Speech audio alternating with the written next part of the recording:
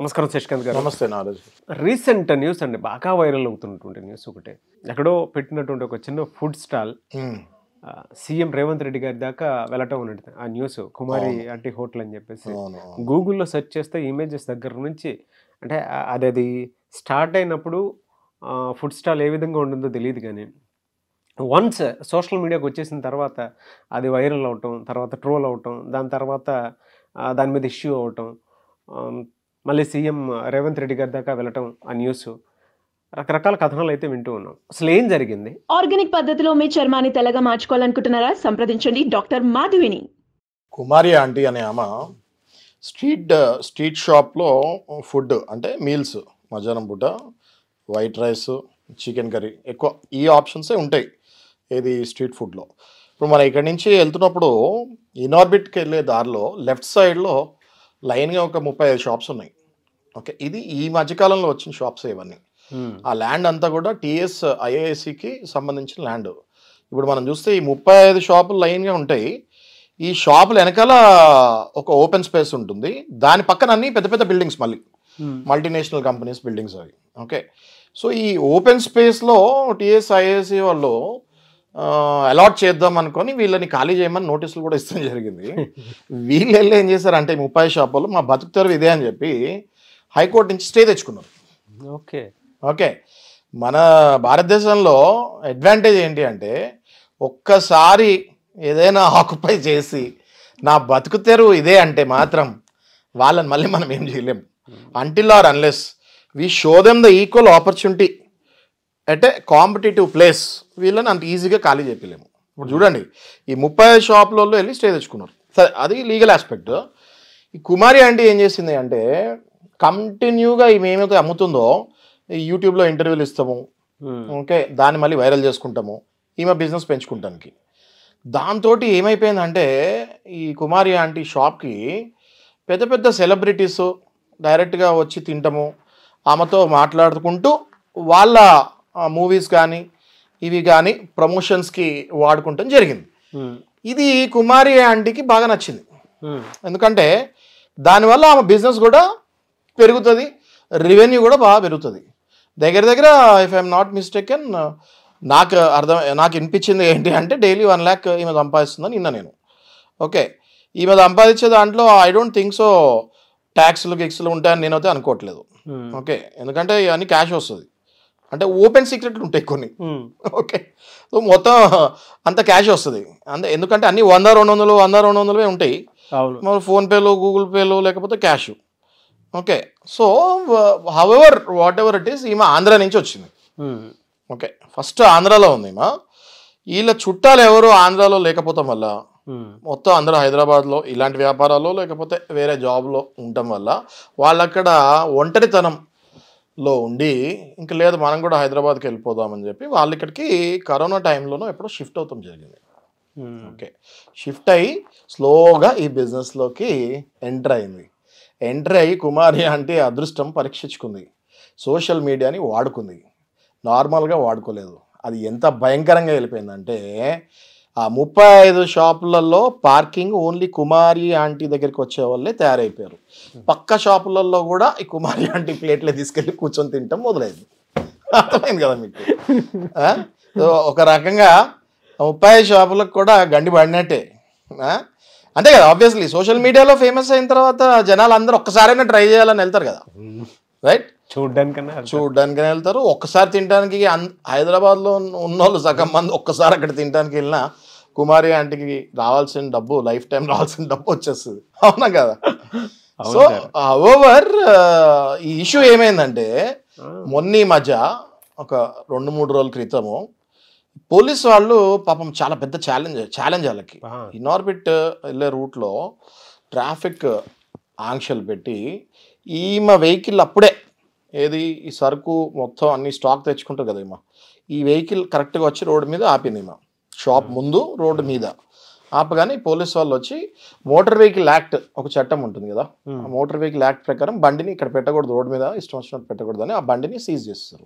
ఆ సీజ్ చేస్తాం తోటి ఏమైంది అంటే ఆ రోజు అవ్వాల్సిన బిజినెస్ సామాన్లు అన్నీ కూడా ఆ బండిలోనే ఉన్నాయి. సో కుమారి ఆంటీకి ఆ రోజంతా బిజినెస్ అవ్వలేదు, మిగతా 34 షాపులు నడిచాయి. అక్కడ ప్రాబ్లం స్టార్ట్ అయింది. అక్కడ స్టార్ట్ అయ్యేసరికి మళ్ళీ ఏమవుతుంది, సోషల్ మీడియాకి ఒకసారి వెళ్ళిన తర్వాత మళ్ళీ ట్రోల్ అవుతుంది. కుమారి ఆంటీ షాప్ మూసేశారు పోలీసులు ఆంక్షల వల్ల, మళ్ళీ అది వైరల్ అయింది. ఎంతవరకు వైరల్ అయింది అంటే ఆఖరికి సీఎంఓ వరకు వెళ్ళింది. అది సీఎంఓ వరకు వెళ్ళి రేవంత్ రెడ్డి గారి దగ్గర నుంచి కూడా ఆర్డర్స్ వస్తాం జరిగింది. ఓ కుమారి ఆంటీ షాపు వదిలేయండి, పోలీసులు ఏదైనా కేసులు వేస్తే మళ్ళీ పునః పరిశీలించండి అని చెప్తే మళ్ళీ ఒక రోజు ముందు మళ్ళీ పోలీసు వాళ్ళు అక్కడి నుంచి అందరూ వెళ్ళిపోతాం జరిగింది. కానీ ఈమె ఇంకా షాపు తెరవలేదు, మేబీ వాళ్ళు తెరవచ్చు. ఓకే, సో అదే కాకుండా నా ముఖ్యమంత్రి గారు ఏమన్నారంటే, నేను కూడా ఒకసారి పర్సనల్గా వచ్చి కుమారి ఆంటీ టిఫిన్ అది ఏంటది మీల్స్ సెంటర్లో నేను కూడా తింటానని చెప్తాం జరిగింది. దాంతో కుమారి ఆంటీ మరింత వైరల్ అయిపోయి ఇప్పుడు సీఎం రేవంత్ రెడ్డి గారు కూడా కుమారి నోటెమ్మట కూడా కుమారి ఆంటీ పేరు వచ్చేసరికి ఇంక కుమారి ఆంటీకి ఇంకా తిరగలేదు. ఓకే, అసలు ఇప్పుడు ఆ ల్యాండ్ టీఎస్ఐఎస్ ల్యాండ్ ఏదైతే ఉందో అది ఇంకా స్టే ఎన్ని రోజులు ఉంటుందో మరి దీనివల్ల కూడా మనకి డౌటే. సో మొత్తానికి కష్టపడితే ఏది అసాధ్యం కాదు అని కుమారి ఆంటీ తేల్చి చెప్పింది. హైదరాబాద్లో ఎంతోమంది బతకలేక, ఏది హైదరాబాద్లో పుట్టి పెరిగిన వాళ్ళు, ఎంతో డబ్బున్న ఫ్యామిలీల్లో పుట్టి పెరిగిన వాళ్ళు వ్యసనాలకి బానిసలై బిజినెస్లు వాళ్ళ తండ్రి లేకపోతే వాళ్ళ అన్నలు స్థాపించిన బిజినెస్లను కూడా ముందుకు తీసుకెళ్ళలేక, ఎంతోమంది చదువుకున్న వాళ్ళు బిజినెస్లో జాబులు సరిగ్గా చేయలేక నాశనం అయ్యే దీంట్లో చూస్తే కుమారి అంటే ఏమి చదువు సంధ్య లేకుండా ఒక నార్మల్ పల్లెటూరు నుంచి వచ్చిన అమ్మ హైదరాబాద్లో నేను ఇన్ని లక్షలు సంపాదిస్తానని ప్రూవ్ చేసింది. So hats off to Kumari aunty, no doubt about it. ఇప్పుడు యూఎస్లో ఉన్న వాళ్ళు కూడా అంత సంపాదించట్లేదు, కుమారి ఆంటీ సంపాదించినట్టు యూఎస్లో కూడా సంపాదించట్లేదు. సో రేవంత్ రెడ్డి గారు మరి రిప్లై పెడతాంలో ఆశ్చర్యమే లేదు, ఆయన కూడా అర్థమైంది మరి షీ సంథింగ్ స్పెషల్ అని, అందుకే నేను కూడా వచ్చి తింటా అంటాడు ఆయన. కుమారి ఆంటీ హోటల్ ఒక బ్రాండ్ పడిపోయిందండి. పడిపోయింది చాలా మంది. ఇప్పుడు మనం కూడా వెళ్ళి తినాలి నారాజు గారు, డెఫినెట్ గా షో అయిన తర్వాత వెళ్దాం మనం కూడా. Sure sir.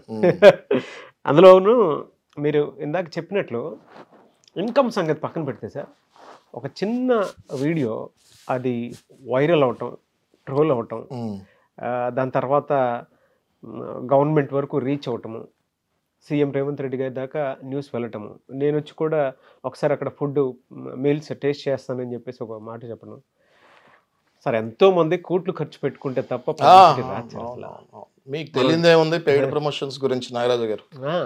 ఎంతో మంది పెయిడ్ ప్రమోషన్స్ చేసుకున్నా ఇంత టర్న్ ఓవర్ లేదు, కుమారి ఆంటీ టర్న్ ఓవర్ లేదు పెయిడ్ ప్రమోషన్స్ కూడా. అవునా కదా? అవును, మోస్ట్ అన్ఫార్చునేట్ అది. బట్ పెద్ద పెద్ద సీఈఓలకి ఈమె టగ్ ఫర్ కాంపిటీషన్ ఇచ్చింది. సో ఇదైనా చూసి వాళ్ళు కొంచెం పెయిడ్ ప్రమోషన్స్ ఆపి టేస్ట్ మీద ఫోకస్ చేయాలంటున్నారు. ట్రూ సార్, నిజంగా పెద్ద పెద్ద బ్రాండ్స్ హోర్డింగ్స్ అవి క్రియేట్ చేసుకుని మరి మా ఫుడ్ ఇది మేము ఇది అని చెప్పేసి కొత్త కొత్త ట్యాగ్ లైన్ తోటి కొత్త తోటి చేసుకుంటూ బయటకు వస్తుంటే ప్రచార మాధ్యమాల్లో మాత్రం విస్తృతంగా చేస్తూ ఉంటారు. నార్మల్ హోర్డింగ్స్ ఉండవు, నార్మల్ హోర్డింగ్స్ ఉండవు, ఓ రేంజ్ హోర్డింగ్స్ పొగలు కాకుతున్న హోర్డింగ్స్ ఉంటాయి. స్టార్ హీరోలు సైతం అక్కడికి వెళ్ళి నేనే ప్రమోషన్ కి దిగుతున్నాను నీ దగ్గరికి అని చెప్పేసి వెళ్ళేంత పరిస్థితి వచ్చింది. సీఎం రేవంత్ రెడ్డి గారే వెళ్ళి టేస్ట్ చేస్తాను అన్నారు అని అంటే అయిపోయింది. మరి అంటే దిశ మారింది, దిశ మారింది.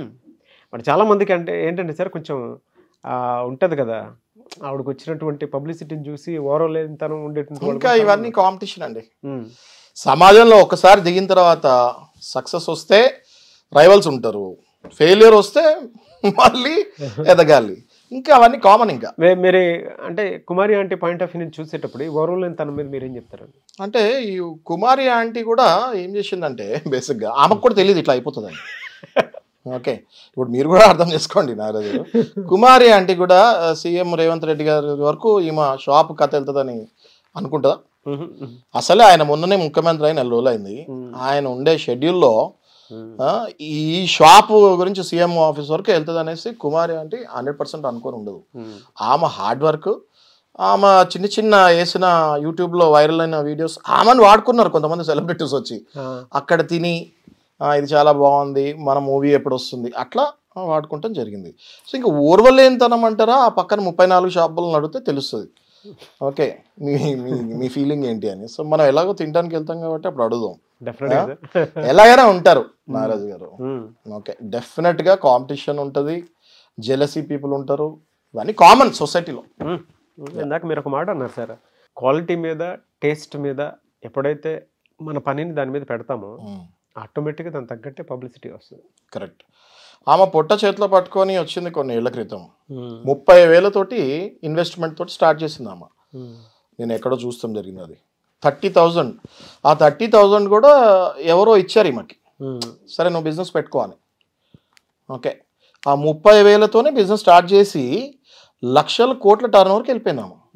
జస్ట్ ఇమాజిన్, ఆమె మాట్లాడే పద్ధతి, ఆమె రిసీవ్ చేసుకునే పద్ధతి, ఆమె టేస్ట్, నో కాంప్రమైజ్, కష్టం మెయిన్ అన్నిటికంటే ఎక్కువ. ఆమె కష్టం వల్లనే ఇవన్నీ అవుట్పుట్ వస్తుంది. ఆమె కష్టపడకపోతే ఇవన్నీ అవుట్పుట్ రావు కదా. ఒక కష్టపడే వాళ్ళకి తిరిగి లేదండి నాగరాజు గారు. అది మనము మార్కెట్లో అది అది అది అది నాకు తెలిసి ఎందుకంటున్నా అంటే, ఇప్పుడు మన రేవంత్ రెడ్డి గారు కూడా కష్టపడే ముఖ్యమంత్రి అయ్యారు. దానివల్ల ఆయన కూడా కనెక్ట్ అయ్యారని అనుకుంటున్నాం. అవును అవును కదా. అసలు ఎవరైనా అనుకున్నారా అండి రేవంత్ రెడ్డి ముఖ్యమంత్రి అవుతారని?